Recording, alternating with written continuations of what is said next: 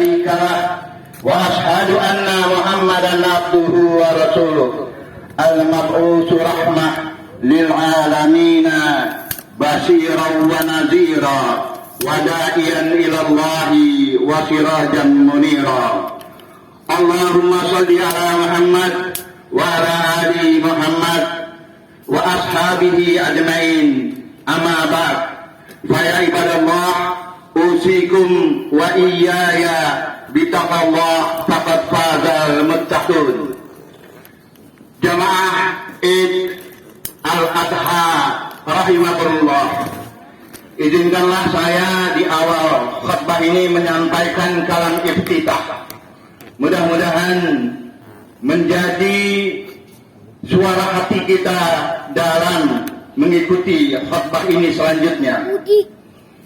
Hadirin jemaah Id yang berbahagia, marilah kita bersyukur kepada Allah dengan sebenar-benar bersyukur. Allah yang setiap saat kita hirup udaranya dengan bebas hingga kita mampu bertahan untuk hidup. Allah yang airnya kita minum setiap kali kita rasakan dahaga. Allah yang telah menurunkan hujan dari langit, mengeluarkan tunas tumbuh-tumbuhan setelah keringnya, dan mengalirkan airnya pada sungai-sungai yang banyak. Allah yang telah banyak memberi rezeki kepada kita, yang telah melimpahkan nikmatnya untuk istri dan anak-anak kita. Nahnu narzuqukum wa iyyakum. Betapa banyak nikmatnya yang telah kita rebut. Air yang menghilangkan dahaga, nasi yang menghilangkan rasa lapar. Kelak pasti kita akan ditanya, summa latus alunna yaumaidin anin naim. Bertakwalah kepada Allah dengan sebenar-benarnya takwa. Allah maliki yaumiddin, pemilik urusan di hari kiamat. Di hari seseorang tidak dapat menolong orang lain, hari di mana seorang anak manusia lari dari ayahnya dan ibunya, lari dari kaum kerabatnya.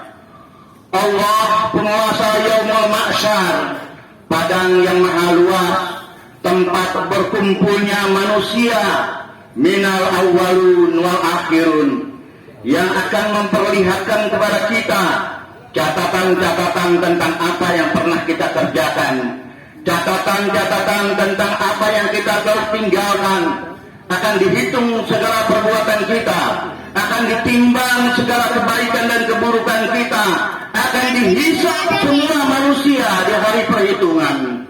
Marilah kita berlindung kepada Allah dengan sebenar-benar minta perlindungan. Allah yang azabnya sangat keras dan pedih, kelak akan dipertunjukkan kepada seorang laki-laki yang kafir, lalu dituangkan air rebusan api neraka ke atas kepalanya hingga meleleh isi perut dan kulit-kulit mereka, dan bagi mereka cambuk-cambuk dari besi. Setiap kali mereka ingin keluar dari sisaan itu akibat derita dan sengsaranya, maka dikembalikan ia kepada azab itu, lalu dikatakan, rasakanlah azab yang membakar ini. Takutlah kita kepada Allah dengan sebenar-benar rasa takut.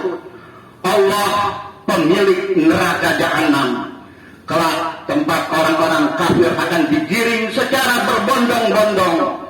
Jagalah dirimu, keluargamu dari siksa api neraka yang bahan bakarnya adalah manusia dan batu.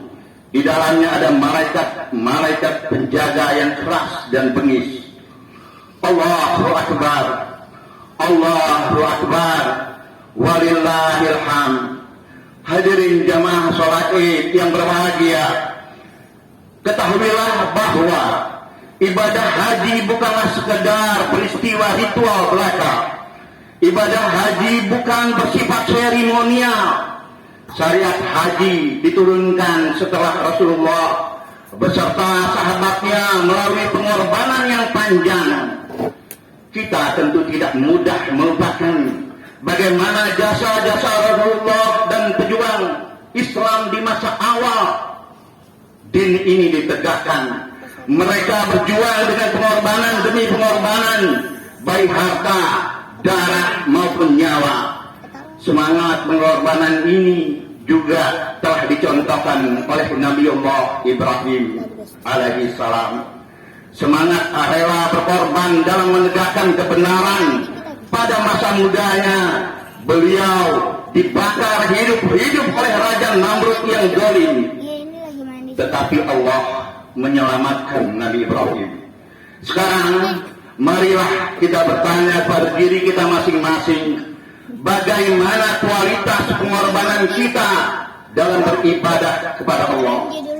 Kita sungguh-sungguh tak beruswah kepada Rasulullah teladan kita, dan kepada Ibrahim, Nabi yang tak menyontohkan loyalitas dan setianya. Qad kana lakum uswatun hasanatun fi Ibrahim walladzina ma'ah. Sesungguhnya telah ada suri teladan bagimu pada Ibrahim dan orang-orang yang bersamanya. Allahu Akbar, Allahu Akbar, walillahil hamd. Para jamaah Id, bapak-bapak, ibu-ibu, hamba-hamba Allah, umat Nabi Muhammad Shallallahu Alaihi Wasallam yang berbahagia.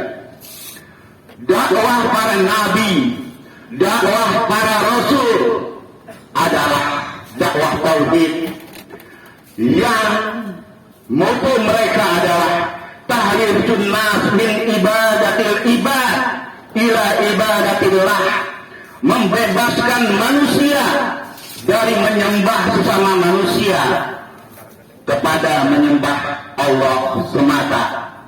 Inilah seruan tauhid seluruh nabi-nabi Allah, seluruh rasul-rasul Allah. Ada ungkapan yang sangat menggugah hati kita pada saat Rasulullah ditawarkan oleh para pemuka Quraisy yang masih kafir saat itu untuk meninggalkan dakwah ilallah ini. Terkenalah kata-kata Rasulullah ini, wallahi ya ammi la wada'u samsi fi yamini wal qamari fi yasari ala an atruka hadza amr ma taraktuhu hatta yazharallahu au ahluka dunah.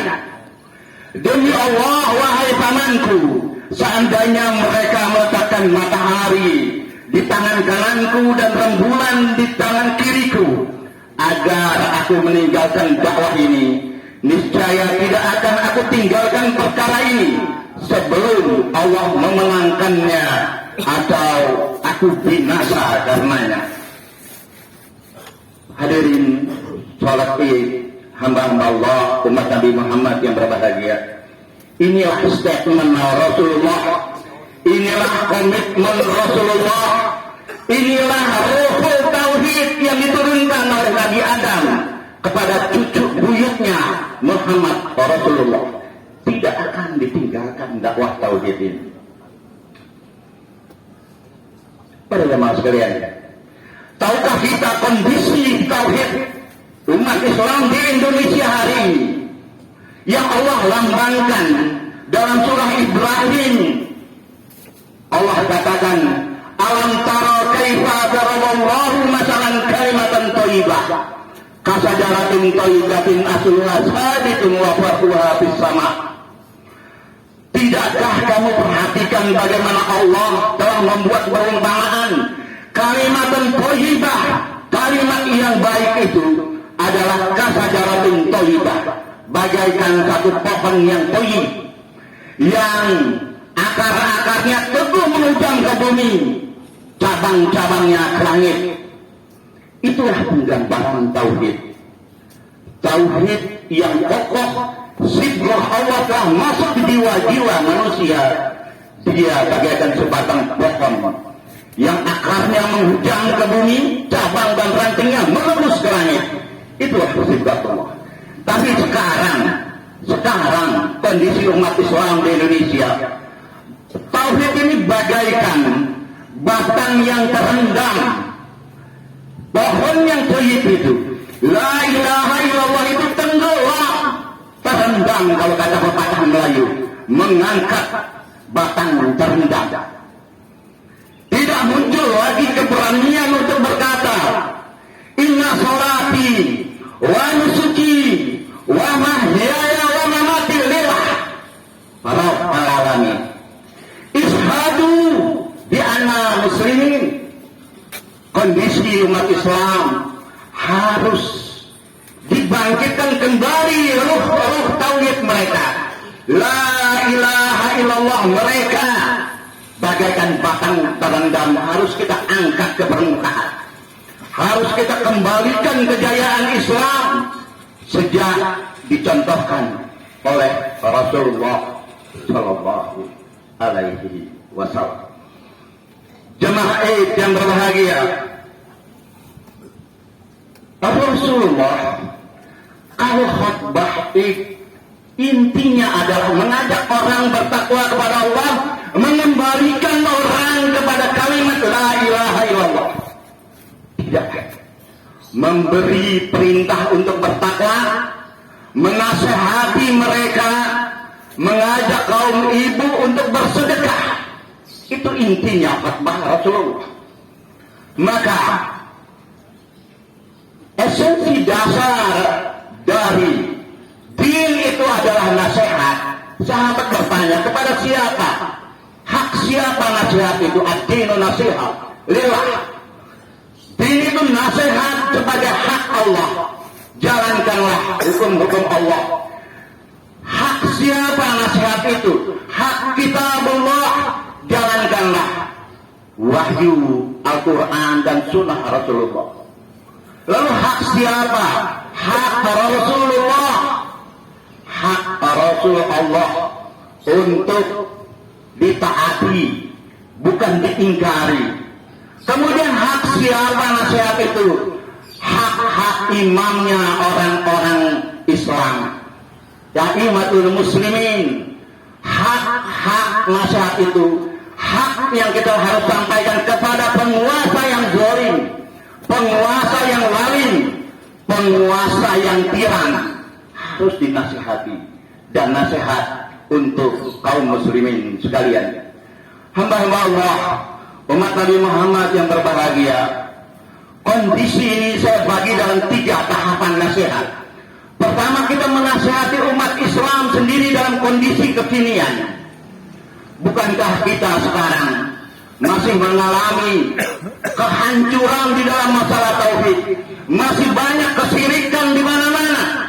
Kemusyrikan inilah faktor utama turunnya azab Allah. Bagaimana Allah tidak mengazab satu kaum kalau dia mensyarikatkan Allah dengan segala sesuatu? Padahal Allah yang menciptakannya, Allah yang memberi rezeki kepadanya, Allah yang memberi. Maka kondisi ini adalah nasihat yang utama kepada kaum muslimin. Masih banyak kesyirikan, khurafat, tahayul, kelemahan dalam pendidikan, kelemahan di dalam mengorganisasi umat ini.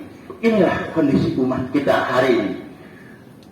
Saudara-saudara, bapak-bapak, ibu-ibu jemaah yang berbahagia, coba kita saksikan tanpa ada narasi kebencian, tanpa ada ungkapan sinis, tanpa ada maksud membuli, kita sama-sama menyaksikan kelemahan umat Islam ini. Contoh di dalam hari raya Idin, yang esensinya adalah kurban itu untuk takwa kepada Allah. La yanalullah luhumuha wa dima'uha walakin yanalu taqwa minkum. Korban itu esensinya yang diterima adalah ketakwaan, bukan darah dan daging hewan kamu sembelih. Tapi kenyataan umat Islam berbondong-bondong rebutan daging. Belum DKM masjid yang tidak amanah, padahal mereka bukan amil, mereka adalah wali amanah. Mereka benci kepada umat Islam yang ngantri, alasannya belum dapat kupon, kagak akan dibagi. Padahal Dia adalah saudara-saudara kita yang miskin. Dia adalah korban sistem kezaliman negara. Fakir miskinnya harusnya dijamin oleh negara, tapi fakir miskin hari ini ngantri daging dan dilecehkan oleh panitia kurban, dibentak, diusir, padahal dia adalah saudara-saudara kita. Mungkin dia nggak pernah makan daging, atau dia ingin dapat satu kantong lagi, akan dibagi ke saudaranya, mungkin di Bogor, mungkin di Depok, mungkin di daerah-daerah pinggir Jakarta. Kita katakan mereka serakah, kita katakan mereka rakus, padahal dia adalah saudara-saudara kita. Belum lagi saudara kita yang dagang kambing di pinggir-pinggir jalan. Mereka dagang kambing kurban, tapi mereka tidak sholat. Mereka jadi panitia Id, zuhur, sholat zuhur ditinggalkan oleh panitia. Banyak karena saking sibuknya. Tukang potong menentukan tarif sangat mahal. Satu sapi 1,5 juta, kambing 500.000. Ini kezaliman, ini kezaliman, ini kezaliman. Inilah kelemahan umat Islam. Saya nasihatkan melalui mimbar ini untuk DKM, panitia Hud, panitia Id, panitia kurban. Sayangi, jangan dibenci saudara-saudara kita yang tidak dapat kupon itu. Berikan mereka, karena itu hak mereka, kata Rasulullah. Daging kurban itu boleh kamu makan, boleh kamu simpan, boleh kamu bagikan. Siapa yang harus dibagikan? Bukan diutamakan panitia, bukan. Yang diutamakan adalah fakir miskin. Yang diutamakan adalah mereka-mereka yang duafa. Itu yang harus kita prioritaskan. Karena mereka adalah hamba Allah dan umat Nabi Muhammad. Jangan ada ketidakjujuran wali amanah. Sampaikan amanah itu, karena amanah itu akan diminta pertanggungjawaban. Nasihat yang kedua adalah kepada para pemimpin negeri yang zalim, yang zalim, yang memakan hak-hak rakyat bangsa ini, yang mengeksploitasi kekayaan alam di negeri ini. Sementara kekayaan alam itu adalah Allah berikan modal untuk mayoritas bangsa yang muslim ini, untuk menegakkan kalimatullah. Akan tetapi hari ini kekayaan alam kita dijarah oleh oligarki, oleh mereka-mereka yang berkonspirasi untuk menghancurkan Islam dan kaum muslimin di Indonesia. Kita beri nasihat kepada pemimpin-pemimpin yang zalim itu. Ketahuilah, sebahagian pemimpin yang zalim itu adalah orang-orang yang mengaku Islam. Sementara tuntunan Rasulullah mengatakan, tolonglah saudaramu yang zalim maupun yang dizalimi. Menolong orang yang zalim adalah, Rasulullah mengatakan kalimat thayyibah itu, jadidu imanatun bila ilaha illallah. Maka siapa saja yang mengakui beriman dia kepada Allah, iman yang tertinggi adalah la ilaha illallah. Iman yang terendah adalah menyingkirkan segala gangguan yang ada di jalan. Imatatul asa anit thariq, singkirkan semua yang menghalangi jalannya tegaknya Islam. Kalau perlu kita menolong pemimpin yang zalim adalah dengan tindakan menyingkirkan mereka. Singkirkan pemerintah yang zalim, hancurkan semua kekuatannya. Itu cara kita menolong agar mereka tidak terus-terusan menzalimi diri dan menzalimi umat Islam yang mayoritas di negeri ini.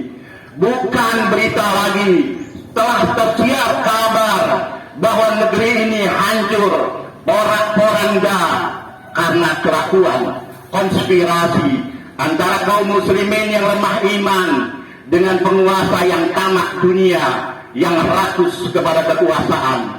Mudah-mudahan khutbah yang singkat ini akan memberi kepada kita keteladanan.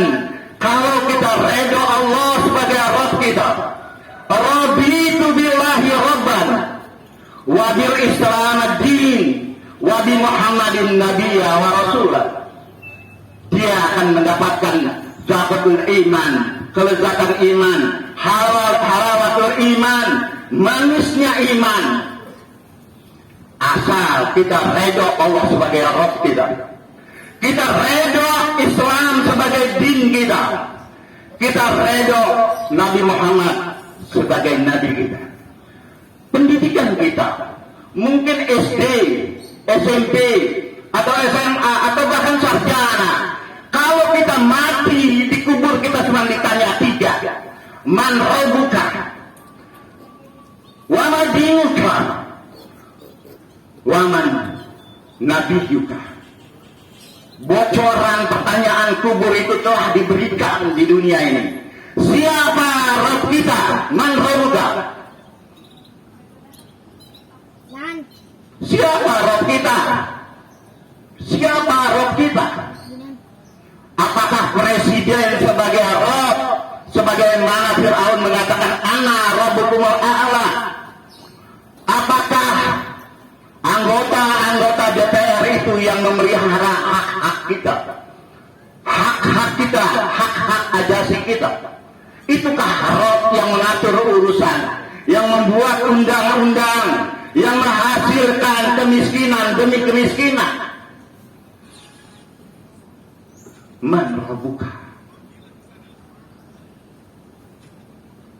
Apakah din kita ini ada? Din maknanya adalah aturan hidup, way of life kita. Apakah aturan hidup kita adalah Quran Sunnah, atau aturan hidup kita adalah demokrasi yang telah mengebiri hak-hak ajasi, yang telah menghancurkan kehidupan kemanusiaan? Demokrasi hanya akan menghasilkan pola hidup kapitalis, materialistis, dan kehancuran dalam sistem pemilihan wakil rakyat. Siapa Rasul kita? Mana Rasul? Rasul kita, uswatun hasanah kita adalah Rasulullah. Ikuti pola, sikap, perilaku Rasulullah. Maka kalau kita bisa menjawab di dunia dan di alam kubur, man rabbuka, wa ma dinuka, wa ma rasuluka, insya Allah sebentar lagi kita akan merasakan kenikmatan iman. Beranikah kita selalu berikrar, mendeklarasikan di atas azas tauhid itu, inna sholati wa nusuki wa mahyaya wa mamati lillahi rabbil alamin. Sholat identik dengan perwujudan azas tauhid. Wanhar, pengorbanan, identik dengan mengambil risiko dalam perjuangan demi kemanusiaan. Para jamaah hamba-hamba Allah, umat Nabi Muhammad Shallallahu Alaihi Wasallam yang berbahagia, untuk tidak memperpanjang kalam, saya tutup khutbah ini dengan lantunan doa berbahasa Indonesia agar kita bisa memahaminya. Marilah kita bersalawat kepada Rasulullah Shallallahu Alaihi Wasallam. Selanjutnya kita hayati lantunan doa yang saya sampaikan. Mudah-mudahan bermanfaat untuk mengisi hari-hari kita yang akan datang. Allahumma sholli ala Muhammad wa ala ali Muhammad.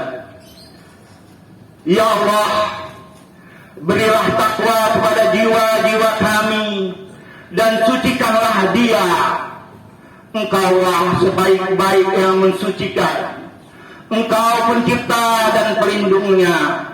Ya Allah, perbaikilah hubungan antara kami, rukunkan antara hati kami, tunjuki kami jalan keselamatan, selamatkan kami dari kegelapan kepada terang. Jadikan kami kumpulan jamaah orang-orang muda yang menghormati orang-orang tua, dan jamaah orang tua yang menyayangi orang-orang muda. Jangan Jangan Engkau tanamkan di hati kami kesombongan dan kekerasan terhadap sesama hamba beriman. Bersihkan hati kami dari benih-benih perpecahan, pengkhianatan dan kedengkian. Ya Allah, wahai yang memudahkan segala yang sukar, wahai yang menyambung segala yang patah, wahai yang menemani semua yang sendiri, wahai pengaman segala yang takut, wahai penguat segala yang lemah, mudah bagimu memudahkan segala yang susah. Wahai yang tiada memerlukan penjelasan dan penafsiran, hajat kami kepadamu amatlah banyak. Engkau maha tahu dan melihatnya. Ya Allah, kami takut kepadamu. Selamatkan kami dari semua yang tidak takut kepadamu. Jaga kami dengan matamu yang tiada tidur. Lindungi kami dengan perlindunganmu yang tiada tertembus. Kasihi kami dengan kudrah kuasamu. Jangan binasakan kami, karena engkaulah harapan kami. Musuh-musuh kami dan semua yang ingin mencelakai kami tak akan sampai kepada kami langsung atau dengan perantara. Tiada kemampuan pada mereka untuk menyampaikan bencana kepada kami. Allah sebaik-baik pemelihara dan Ia paling kasih dari segala yang kasih. Ya Allah, kami hamba-hambamu, anak-anak hambamu, ubun-ubun kami dalam genggaman tanganmu. Berlaku pasti atas kami hukummu, adil pasti atas kami keputusanmu. Ya Allah, kami memohon kepadamu dengan semua nama yang jadi milikmu, yang dengan nama itu engkau namai dirimu, atau engkau turunkan dalam kitabmu, atau engkau ajarkan kepada seorang hambamu, atau engkau simpan dalam rahasia maha taumu akan segala yang gaib. Kami memohon agar engkau menjadikan Al-Quran yang agung sebagai musim buah hati kami, cahaya kami, pelipur sedih dan duka kami, pencerah mata kami. Ya Allah, Ya Allah, Ya Allah, Engkau yang menyelamatkan Nuh dari taufan yang menenggelamkan dunia. Ya Allah, Engkau yang menyelamatkan Ibrahim dari kobaran api yang marak menyala. Ya Allah, yang menyelamatkan Musa dari kejahatan Fir'aun dan laut yang mengancam nyawa. Ya Allah, Engkaulah yang menyelamatkan Isa dari salib pembunuhan kafir durjana. Ya Allah, Engkau yang menyelamatkan Muhammad Sallallahu Alaihi Wasallam dari kafir Quraisy durjana, Yahudi pendusta, munafik hianat, pasukan sekutu Ahzab angkara murka. Ya Allah, yang menyelamatkan Yunus dari gelap gurita lautan dalam perut ikan. Ya Allah, yang mendengar rintihan hamba yang lemah teraniaya, yang menyambut si pendosa apabila kembali dengan taubatnya, yang mengijabah hamba dalam bahaya dan melenyapkan prahara. Ya Allah, begitu pekat, gelap, keangkuhan, kerakusan, dosa penguasa Indonesia. Begitu badai kezaliman yang dibuat oleh mereka. Pengaku hidup ini oleh kesombongan cidurhaka yang membuatmu murka. Sementara kami lemah, hina, berdosa, tak berdaya.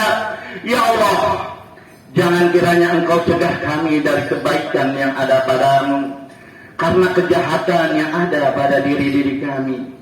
Ya Allah, ampunanmu lebih luas dari dosa-dosa kami. Rahmah kasih sayangmu lebih kami harapkan daripada amal usaha kami sendiri. Ya Allah, jadikanlah kebanggaan hamba dan Nabi-Mu Muhammad Sallallahu Alaihi Wasallam di padang mahsyar nanti, saat rakyat kecewa dengan pemimpin durjana penipu yang memimpin dengan kejahilan dan hawa nafsu, saat pemimpin cuci tangan berlari dari tanggung jawab. Berikan kami pemimpin berhati lembut, bagai Nabi yang menangis dalam sujud malamnya tak henti-henti menyebut kami, ummati, ummati. Ya Allah, berikanlah kami pemimpin yang ingin membuat perubahan di negeri ini, dari kesyirikan kepada tauhid, dari kemusyrikan Pancasila kepada tauhid la ilaha illallah. Ya Allah, dengan kasih sayang-Mu Engkau kirimkan kepada kami khotib penyuruh iman. Mereka datang karena cinta mereka kepada dakwah. Berikan kami kesempatan dan kekuatan, keikhlasan dan kesabaran untuk menyambung risalah suci yang mulia ini kepada generasi berikut kami. Jangan jadikan kami pengkhianat, pemutus mata rantai kesinambungan ini dengan sikap malas dan enggan berdakwah karena takut rugi dunia dan dibenci penguasa. Demikian khutbah Id pagi ini. Mudah-mudahan bermanfaat bagi kita sekalian. Kita adalah hamba-hamba Allah sesama muslim, hamba-hamba yang bersaudara. Jangan ada narasi kebencian, jangan ada ungkapan ketidaksukaan kepada saudara-saudara kita muslim yang hari ini diberi oleh Allah cobaan kekurangan secara ekonomi. Dan juga janganlah kita menjadi penjilat orang-orang kaya di negeri ini. Janganlah kita menjadi orang-orang yang dilaknat Allah di hari kemudian. Dan kita berharap Allah dan Rasulnya memberikan kita jalan yang mudah mencapai ridhonya, jannahnya. Subhana rabbika rabbil izzati amma yasifun, wa salamun alal mursalin, walhamdulillahi rabbil alamin. Wassalamualaikum warahmatullahi wabarakatuh.